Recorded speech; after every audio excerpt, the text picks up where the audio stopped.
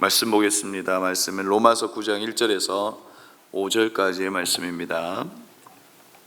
로마서 9장 1절에서 5절까지의 말씀을 우리 한 목소리로 함께 읽도록 하겠습니다. 나는 그리스도 안에서 참말을 하고 거짓말을 하지 않습니다. 내 양심이 성령을 힘입어서 이것을 증언하여 줍니다. 나에게는 큰 슬픔이 있고 내 마음에는 끊임없는 고통이 있습니다. 나는 육신으로 내 동족인 내 결례를 위하는 일이면 내가 저주를 받아서 그리스도에게서 끊어질지라도 달게 받겠습니다. 내 동족은 이스라엘 백성입니다. 그들에게는 하나님의 자녀로서의 신분이 있고 하나님을 모시는 영광이 있고 하나님과 맺은 언약들이 있고 율법이 있고 예배가 있고 하나님의 약속들이 있습니다. 족장들은 그들의 조상이요 그리스도도 이 육신으로는 그들에게서 태어나셨습니다. 그는 만물 위에 계시며 영원토록 찬송을 받으실 하나님이십니다. 아멘. 아멘. 여러분, 오늘 우리는 로마서를 읽어가면서 로마서가 우리에게 이야기해주는 그 복음 안에서 우리는 어떤 감격을 누리고 있습니까? 복음 안에서 우리는 우리가 얼마나 큰 죄인인 것을 알게 되죠. 그리고 죄인인 동시에 하나님의 그 엄청난 그 사랑을 그리스도의 십자가를 통해서 경험했다는 그 엄청난 사랑을 받고 있다는 우리라고 하는 사실을 알게 됩니다. 그리고 우리의 구원이 나의 공로나 나의 어떠함이 아니라 믿음으로 가능했다라고 하는 것을 로마서를 통해서 우리는 알 수 있습니다. 그래서 오늘 우리는 무엇으로 살아내냐?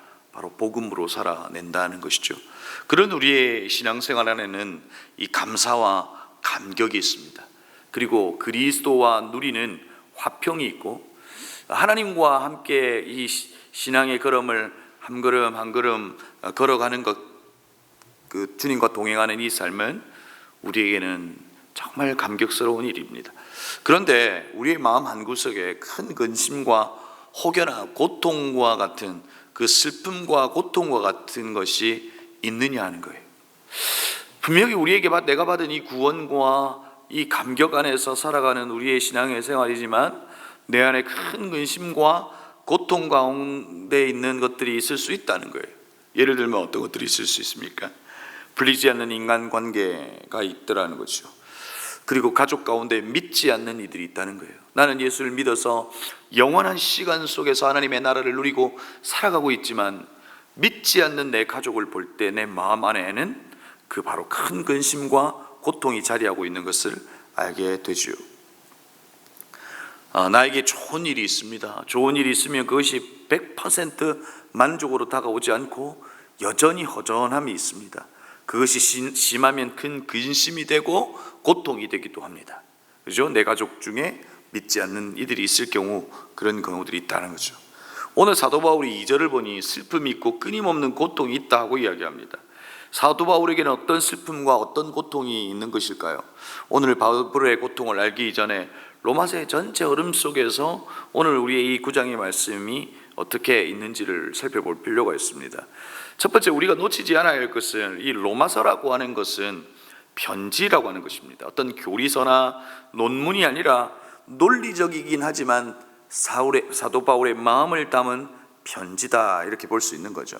그러니까 오늘은 사실상 그 편지 속에서 사도 바울의 그 진심 어린 마음이 드러나는 본문이기도 합니다. 바울은 8장까지 구원에 대한 이야기를 했죠. 믿음으로 구원을 받는다라고 하는 그 이신칭의에 대해서 이야기를 했습니다.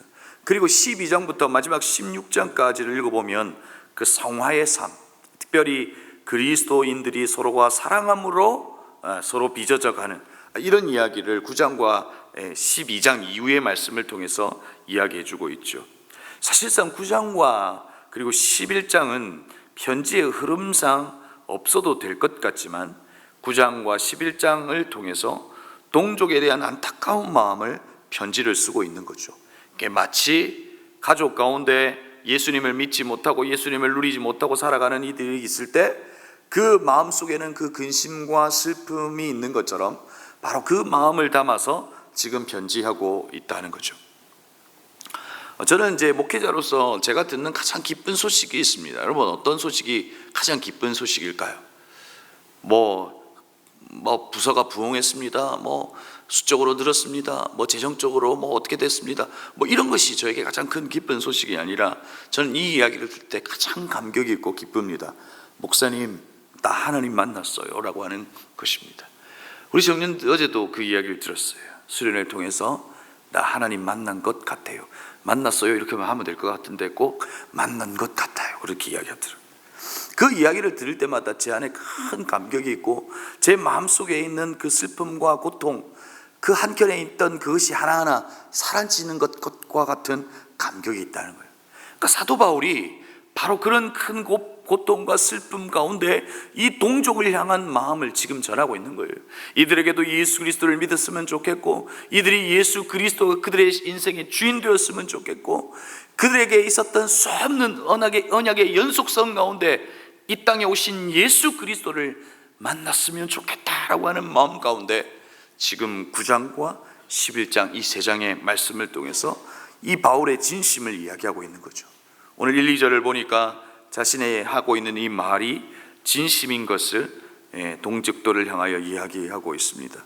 그리고 자기 안에 있는 큰 슬픔과 끊임없는 고통이 있다, 너희들을 향한 그 고통이 있다 라고 하는 이야기를 하죠.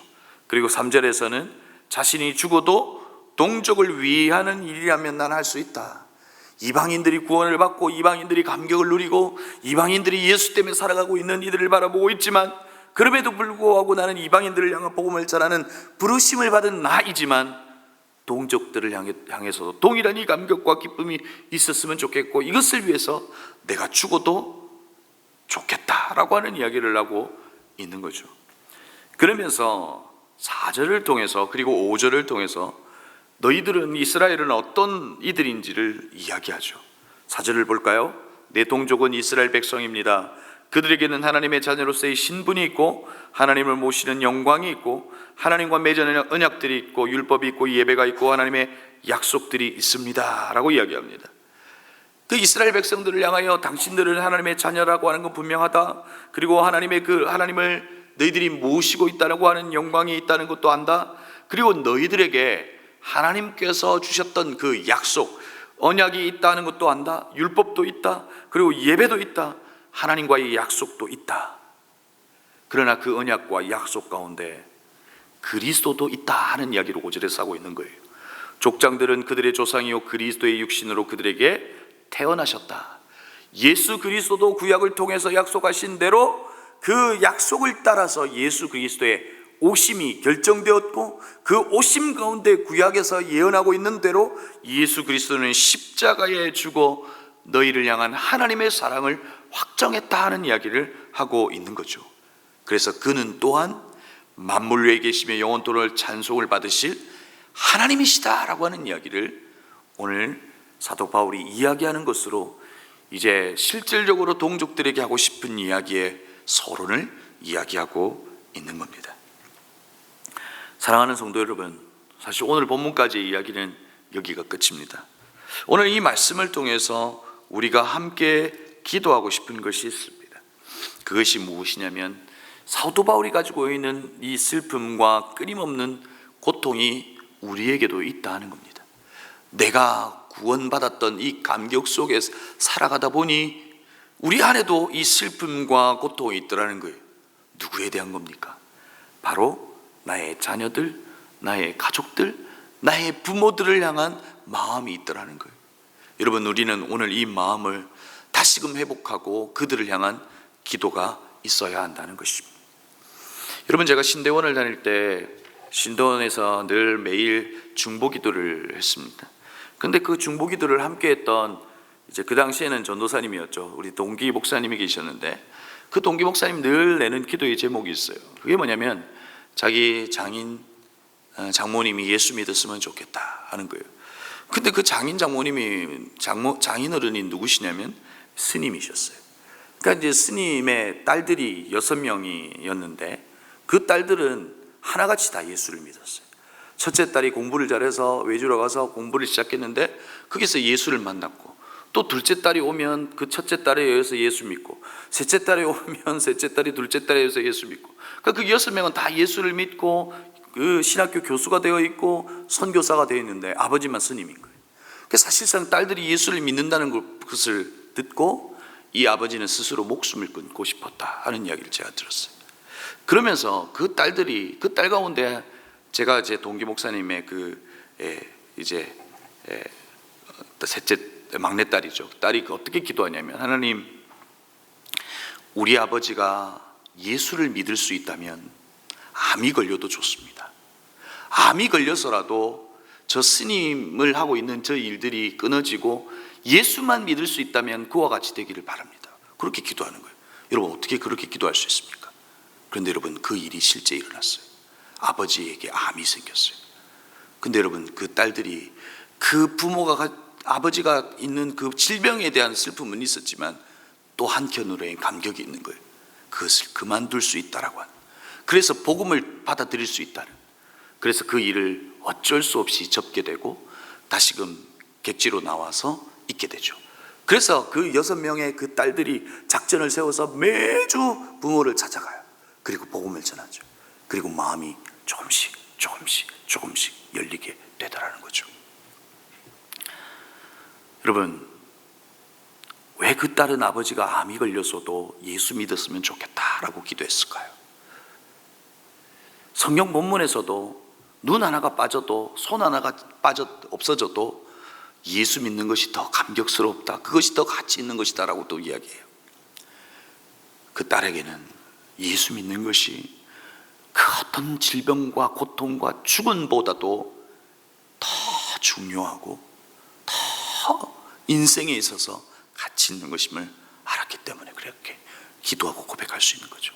여러분들에게 그 기도를 하라는 뜻이 아니라 우리 가운데 있는, 내 안에 큰 근심과 고통 가운데 있는 내 가족의 구원을 위한 기도가 다시금 우리 안에 회복되었으면 좋겠다.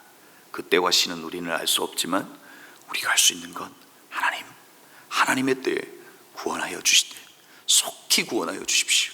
그들에게도 예수 그리스도를 만나는 그 감격과 기쁨과 영원한 시간 속에 살아가는 그 엄청난 그 감격의 삶을 살아갈 수 있도록 하나님께서 그들을 구원해 달라고 하는 그 기도가 우리 가운데 있었으면 좋겠다 하는 생각을 해봅니다. 오늘 시간 말씀을 기억하면서 우리가 합심으로 함께 기도했으면 좋겠습니다. 첫 번째 기도하고 싶은 것은 오늘 사도 바울에게 있었던 그 슬픔과 그 큰 근심을 기억하면서, 하나님, 우리 안에도 예수 믿지 않는 우리의 가족들, 우리의 자녀들, 우리의 남편, 아내, 우리의 부모님들 위해서 기도합니다. 하나님께서 그들에게 구원을 허락해 달라고 우리 첫 번째로 기도했으면 좋겠습니다. 오늘은 목장을 위하여 기도하는 날입니다. 하나님이 모든 목장 모임 가운데 하나님을 알아가고 하나님을 만나는 감격이 있게 해주십시오. 특별히 VIP 가운데 예수를 알지 못하는 이들이 있다면 예수를 만나는 감격이 그들에게 있게 해달라고 우리 목장을 위해서 기도하십시다. 세 번째로 기도하고 싶은 것은 여러분 교육자들을 위해서 좀 기도해 주셨으면 좋겠습니다. 계속해서 분주하게 좀 여름 사역과 또 장례가 너무 많습니다. 그래서 원거리를 오고 가야 하고 계속해서 이제 연속적으로 이어지는 사역 가운데 지치지 않도록 새 힘을 허락해 달라고 우리 교육자들을 위해서도 함께 기도해 주셨으면 좋겠고요. 여러분이 가져오신 기도의 제목으로 기도하시고 돌아가시면 좋겠습니다. 기도하시겠습니다.